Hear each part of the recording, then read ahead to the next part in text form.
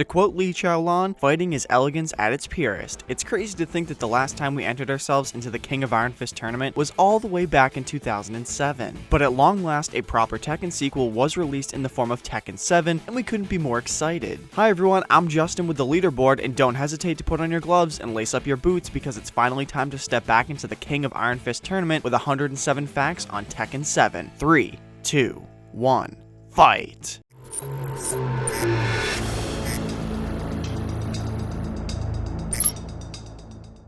Tekken 7 is set to release on consoles worldwide June 2nd, 2017, however, it did have a small arcade release in Japan on March 18th, 2015, that's 2 years before. Tekken 7 was developed by Bandai Namco Entertainment, that's the same group of people that brought us Pac-Man, you might have heard of him. In 2014, Katsuhiro Harada announced that he wanted to continue the legacy of Tekken for the next PlayStation console. It's available on PlayStation 4, Xbox One, and PC as well. Thus, Tekken 7 was officially revealed to the world at EVO 2014 by Harada himself. The game was originally scheduled for a release in early 2017, but was delayed because the development team didn't want to cut anything from the game due to rushing it. Unlike other Tekken games in the series, Tekken 7 is the very first game to run off of the Unreal Engine. The Switch allowed an easier workflow when porting the game to other consoles. Michael Murray, the game's designer, stated that the shift allowed the team to spend more time developing gameplay elements instead of just balancing the game, which means less time trying to get the thing to just work and more time creating awesome new stuff. The development team also scaled down the graphics a tiny bit to accommodate 4 characters fighting at once. You know what? We're okay with that. Namco promised that this will be Tekken's best looking game, as it is running at a buttery smooth 1080p 60 FPS. Throwing punches has truly never looked so good. Tekken 7's PC debut will give desktop gamers the luxury of playing the game in 4K 60 FPS. Thought you always got the good stuff, huh?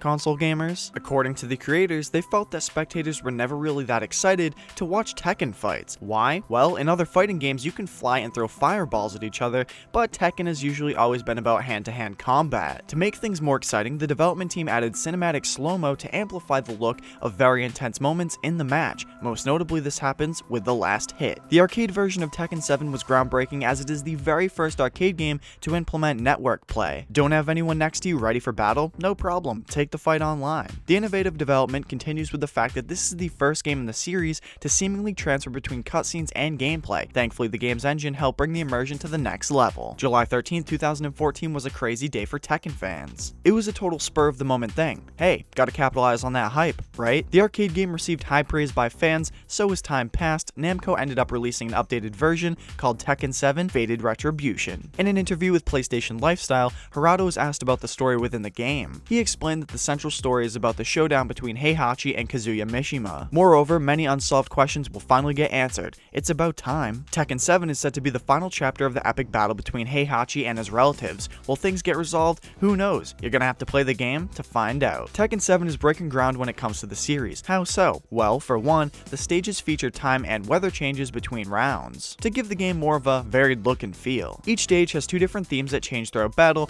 to reflect direction of the match. Of course, it makes things way more intense. The Devil's Pit stage goes from being walled to infinite when one of the fighters reaches the low health threshold. Why not make the end of the battle a little bit more competitive, right? Tekken 7 will sport a total of 20 different arenas to battle your foes in, not to mention that one is exclusive to the story mode. At this point in time, Namco has plans of releasing 2 new arenas as DLC in the future. Wonder what they could be. Along with these 2 new arenas, it's been stated that there will be 2 new special characters added to the game, and these purchase characters won't be legacy characters. This version of the game had a limited selection of 29 characters, leaving out multiple fan favorites, only to surprise us later with teaser trailers announcing the addition of more characters. As of this video, the official roster of Tekken 7 has 37 characters, but more could be added by the time we finish this sentence. The game has characters that we would all come to expect from the Tekken series, such as Jin, Kazuya, and Heihachi, but there is one that is a total surprise. Akuma from Street Fighter makes a guest appearance in the franchise. Due to his supernatural attacks, Akuma is an extremely different character from regular Tekken fighters, but players stated that they loved how his unique abilities were carried over into the game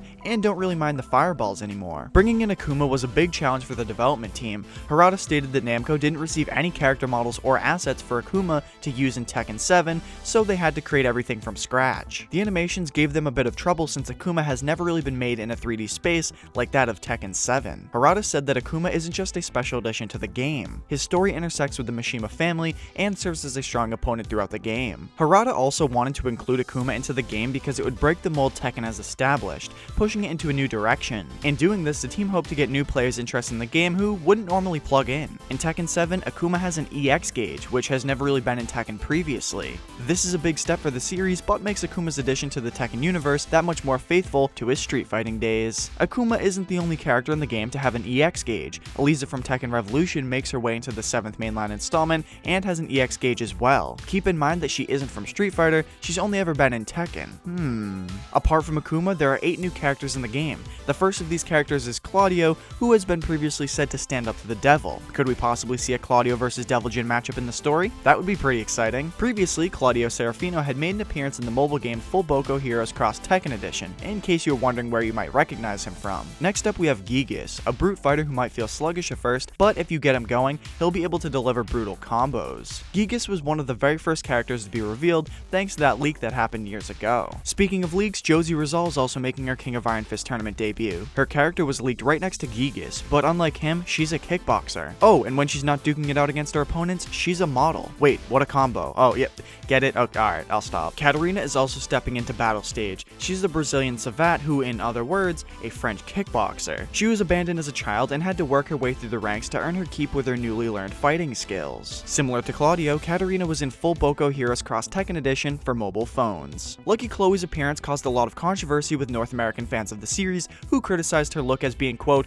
uninspired and generic compared to other fighters. However, Harada stated that her character is supposed to strongly reference the Akihabara district of Tokyo, Japan. As a young child, her parents took her to a convention where she discovered Japanese idol culture. She now tries to dress similarly and wants to be an idol herself. Longtime players will recall a character by the name of Raven. Well, in Tekken 7, we get his boss named Master Raven. She's the leader of a secret organization and is very well versed in the ninjutsu practices, meaning we can only imagine her combo she's going to be able to pull off. Plus, who doesn't love ninjas? Next, we have Heihachi's late wife Kazumi Mishima, who will serve as the main antagonist of Tekken 7's plot. What does she have in store for her family? And honestly, haven't they been through enough already? Just like many other members of the Mishima Kazama family, Kazumi has a devil form which goes by the name Devil Kazumi. Oh, that good old devil gene never really fails to stir things up. The final new addition to the Tekken roster is Shaheen. Shaheen is from Saudi Arabia and fights within the confines of a military fighting background. Let's hope there's no deployable weapons like in Tekken 6, please. Shaheen is Tekken's very first Saudi Arabian fighter and has received nothing but praise since the character's reveal in 2014. When creating Shaheen, Namco heavily consulted the Middle Eastern portion of Tekken's fanbase. Doing so has given Namco nothing but respect by fans as well as the confidence that their character is culturally sound. Good on them. Speaking of controversy, do you remember Roger Jr., the lovable boxing kangaroo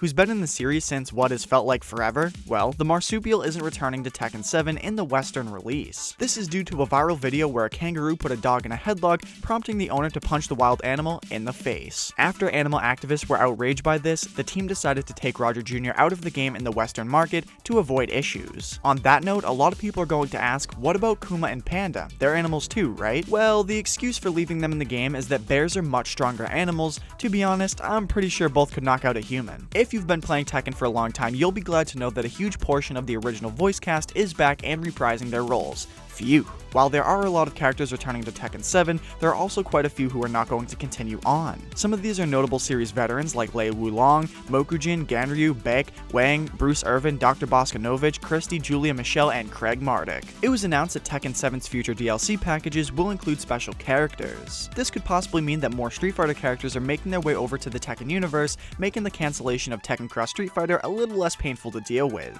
To further solidify this notion, in PAX East 2017, Mark Relioso, the game's brand manager, suggested that there is a possibility that more Street Fighter characters will come into Tekken. Who would you guys like to see brought over to Tekken? Personally, my vote is for Jury. Just saying. Unfortunately, Namco won't be selling any classic characters as DLC. Keep the word selling in mind. So, if you are a huge fan of Dr. Boskanovich, we may as well see him added as free DLC down the road. Wouldn't that be great? Who doesn't love free stuff? Hwoarang returns in Tekken 7, but looks quite different. Previously, he had bright orange hair, but now he wears an eye patch and is a brunette. Don't fret, his new hairstyle still has an orange strand, and you're also free to use his classic costume in combat. Speaking of alternate costumes, Tekken and New Japan Pro Wrestling came together to create a new costume for the legendary character, King. This costume was influenced by the current IWGP Heavyweight Champion, Kazuchika Okada. The crossover with New Japan Pro Wrestling doesn't end there. There's also in-game Bullet Club and Chaos shirts to adorn your favorite wrestlers with. It's really too sweet. Currently, these awesome pieces of clothing are DLC available in Japan.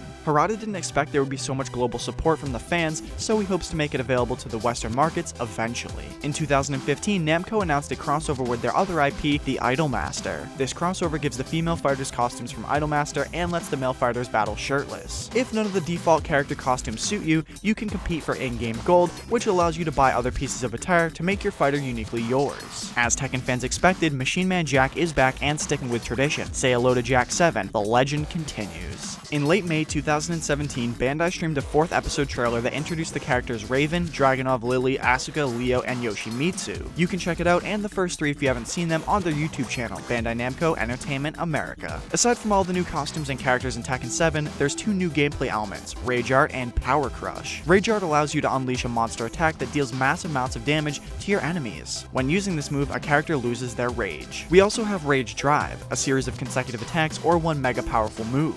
It's an alternative to Rage Art, and if the two collide, they will cancel each other out. On the other hand, we also have the new Power Crush ability. Power Crush allows the player to absorb damage from mid or high attacks, but can still also take damage. In a way, it's like canceling out an upcoming Rage Art move. Apart from these new abilities, the old bounce system has been replaced with something called the Screw Attack. The Screw Attack happens when one player launches another into the air and spins the launched opponent to the side a little bit, letting the attack score some extra hits, so bonus! To accommodate new players, the team was willing to change the way things work, which gave all players, no matter their skill level, a similar experience when first booting up the game. For example, characters now get off the ground quicker, so new players can't make a mistake that will get them juggled. The term juggling in Tekken is just as it sounds, keeping the other player in the air as long as you can to maximize the combo. It's been in Tekken since its inception, and will of course make its return in Tekken 7. Similar to previous games, Tekken 7 will include the ability to break off parts of certain stages. There's so many layers to these arenas. Something that has been addressed in Tekken 7 is walking backwards. Sounds simple, right? Well, in the past, characters didn't exactly walk back, they sort of shuffled. But in Tekken 7, characters now take longer strides to move backwards. Hooray for innovation! Similar to previous games in the Tekken series, in multiplayer mode you can choose which side of the screen to fight on, but in Tekken 7 there's a new camera feature that lets both players fight on the left side of the screen. People really wanted to know if Tekken Bowl would return in Tekken 7, but Harada responded that it's its own game and there wasn't much of a reason to include it now. Guess that makes sense, but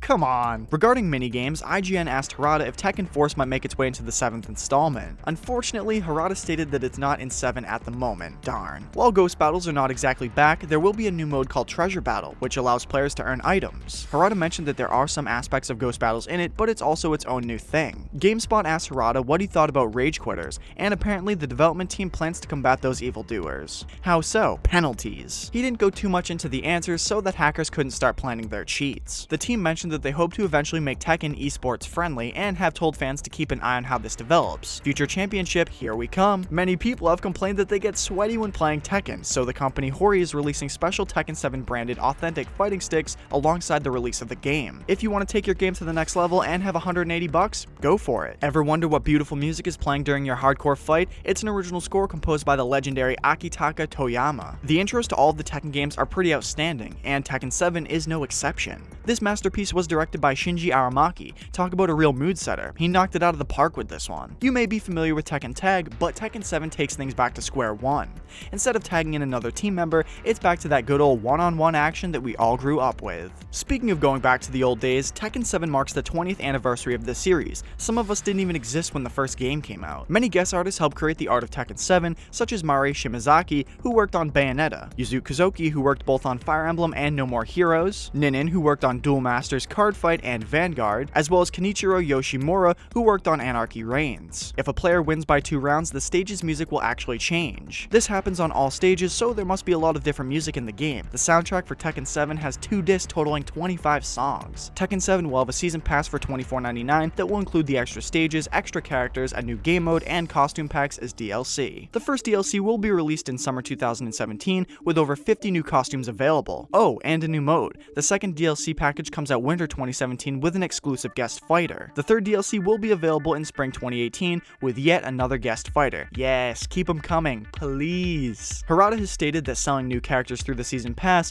legacy ones will be free. It's a total win-win for everyone involved if you think about it. The season pass also has 35 metallic costumes that are exclusive to pass holders only. Yeah, join the cool metallic club. Harada has said multiple times that if you're a fan of Tekken, this is still going to feel like Tekken even though engines have switched and time has passed. For the most part, characters will play the same way with the addition of new moves here and there. With Harada stating early on that he wanted PlayStation to be the lead platform, it's no surprise that the PlayStation Nation is getting exclusive content. The exclusive content as of right now is coming in the form of PlayStation VR support, so if you've got a nifty headset, look forward to stepping quite literally into battle. So futuristic. The PlayStation version of Tekken 7 has something called Tekken Jukebox, which lets you combine any tracks from the past games and listen to them anytime your little heart desires. Speaking of the future, if you have a new fancy PlayStation 4 Pro, you'll be able to have the best Tekken console experience to date. As for news on Scorpio, nothing has been confirmed yet. We all dream of a future where PlayStation, Xbox, and PC players can all play together in one online space. PlayStation Lifestyle asked Harada if Tekken 7 is going to support cross-platform play. His response was, it's a first-party policy issue. Fans also asked if console and PC could even play together. Harada simply said that they will never split the PC player base like that. Tekken 7's home console release is receiving an online tournament mode, which allows you to set up online tournaments in the same fashion as offline tournaments. These online tournaments will allow players to compete for in-game items as well as gold. It may not be thousands of IRL dollars, but hey, it's still cool, right? Aside from the new tournament mode, Tekken 7 will include both ranked and player matches. You can play for the win or play for the fun of it. Tekken 7 has multiple editions. The first of these is the Day 1 edition, which presumably you could have only gotten, as the name states, on Day 1. The middle edition is the Tekken 7 Deluxe edition. This will cost you $84.99 and will give you the game and the season pass. The last edition is a little bit pricier and will run you $149.99. This edition is the Tekken 7 Collector's Edition, which comes with a myriad of goodies. You get a 12x18 Kazuya and Heihachi figure, the soundtrack, steelbook, and collector's box. Those fans who pre-ordered Tekken 7 were granted access to the exclusive fighter Eliza, the Vampiress. If you didn't pre-order Tekken 7 and still want Eliza, you'll have to pay for her later on down the line as DLC. Leading up to the release of Tekken 7, Bandai Namco released miniature episodes online called Tekken Retro Recaps. These recap the events leading up to Tekken 7 in an absolutely adorable retro way. Even though those recaps are very lighthearted and easy to watch, Harada stated that Tekken 7's story is the darkest of the series. Tekken has always involved a lot of mystery, but Harada has promised that questions that have surrounded the series for more than 2 decades